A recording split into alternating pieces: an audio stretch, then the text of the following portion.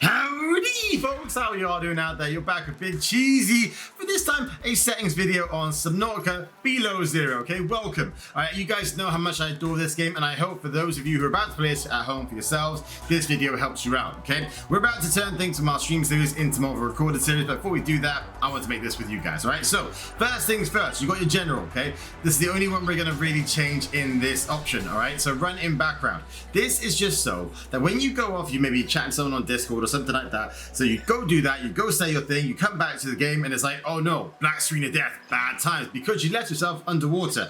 Oxygen still going down, food still going down, all sorts of bits and pieces can happen while you leave Subnautica running, and that's not even including the wildlife in this game, okay? So just turn that off in about, just, you know, flick that off before you get started. Just give it a little tap, right? Before you get started. Trust me, you'll thank me for it later on, okay? Otherwise, in general, not a whole lot else to actually change. FPS, leave as high as possible. Music and ambient volume, I tend to take a little bit further down than voice volume.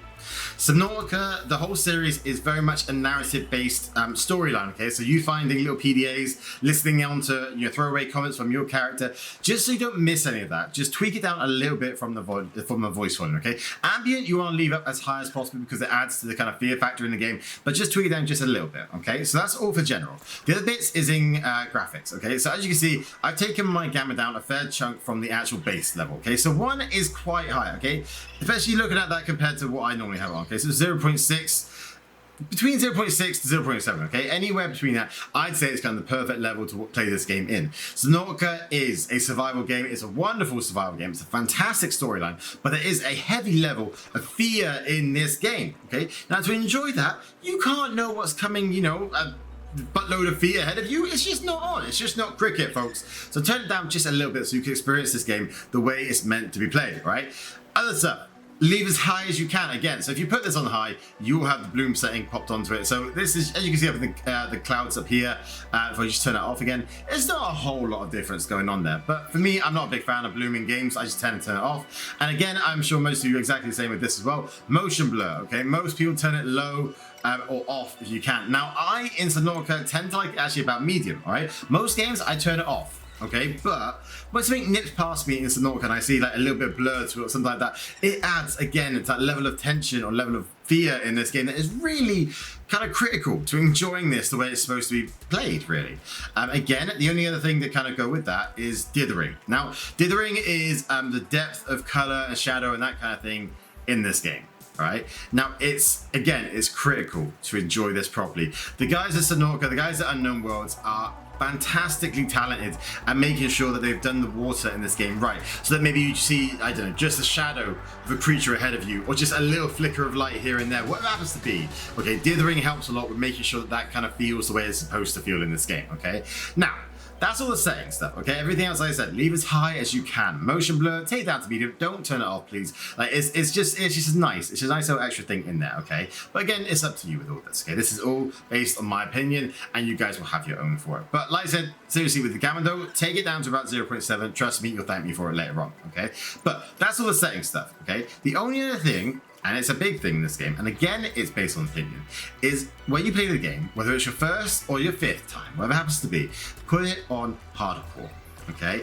Now, obviously you've got freedom, okay? Like survival, but without hunger or thirst, okay? Creative mode, everything, you can build anything you want. There's no restrictions, there's no oxygen levels, there's no food, story and death are disabled, okay?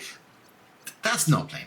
Okay, survival, yes, it is playing the game. It is the fun part of the survival game. Okay, you have food, you have water, you have health, you have O2. They're all factors that would play into it, okay? And yes, maybe for the first time, you know, it's probably better to get this game on survival. But I've played the first Subnautica a lot of times. I have played this one. This is the first time I'm still going through it at the moment. And I played it on hardcore for the first time out. Now, it is giving me so much more pleasure and enjoyment out of this game because I'm scared of what will happen.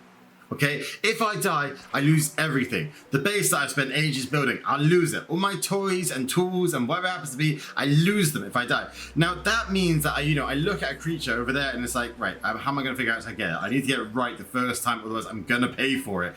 You don't have that fear when you're playing it on survival, and I feel like that fear is a huge part of this game. Making sure that you enjoy it in that way. Trust me, you guys will thank me for enjoying it. Don't get me wrong.